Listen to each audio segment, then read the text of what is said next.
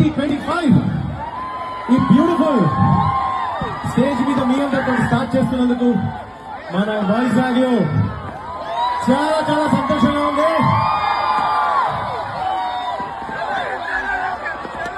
Love you all. A very, very happy new year to all of you.